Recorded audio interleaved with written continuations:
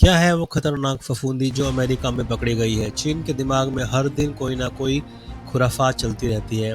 कभी वह corona virus फैलाता है, कभी कुछ और करता है। इस बार चीन एग्रो टेररिज्म फैलाने की कोशिश कर रहा है, जिसमें वो नाकाम रहा। दरअसल आतंकवाद के जरिए सिर्फ लोगों को नहीं मारा जाता, बल्कि फसलों को भी मारा जाता है। कुछ ऐसा ही आतंकवाद का आरोप अमेरिका ने चीन के वैज्ञानिकों पर लगाया है। अमेरिका के जस्टिस डिपार्टमेंट ने मंगलवार 3 को 2 चीनी वैज्ञानिकों पर अमेरिका में एक जहरीले फंगस की तस्करी पर आरोप लगाया है।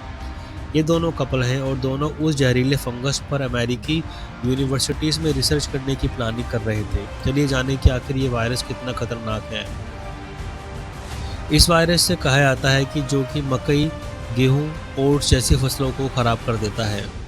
इस वायरस के नाम इससे इतनी खतरनाक बीमारी हो सकती है जिसके जरिए अनाज की पैदावार कम होती है और यह अनाज की गुणवत्ता खराब करने के लिए भी जाना जाता है। कृषि उद्योग खाद्य आपूर्ति को प्रभावित करने के लिए इसे हथियार के रूप में भी इस्तेमाल किया जाता है। इसे ही एग्रो टेररिज्म के बाद से कहा जाता है। सीधी भाषा में कहें तो किसी देश में अनाज का संकट पैदा करने के लिए जैविक, रासायनिक या रेडियोलॉजिकल तरीके से किसी देश की फसल खराब करने को भी एग्रो टेररिज्म के नाम से माना जाता है। इससे क्या असर होता है? इसके ज़रिए न सिर्फ फसलों को नुकसान पहुंचता है, बल्कि गाय से लेकर मुर्गा, बकरी तक खाद्य आपूर्ति में अपनी भूमिका निभाने वाले जानवरों को भी निशाना बनाते हैं। इस फंगस से खतरनाक पदार्थ उत्पन्न होते हैं। इसको खाने के बाद उल्टी, लीवर डैमेज और प्रजनन संबंधी बीमारियों की भी खतरे ज़्यादा बढ़ जाते हैं।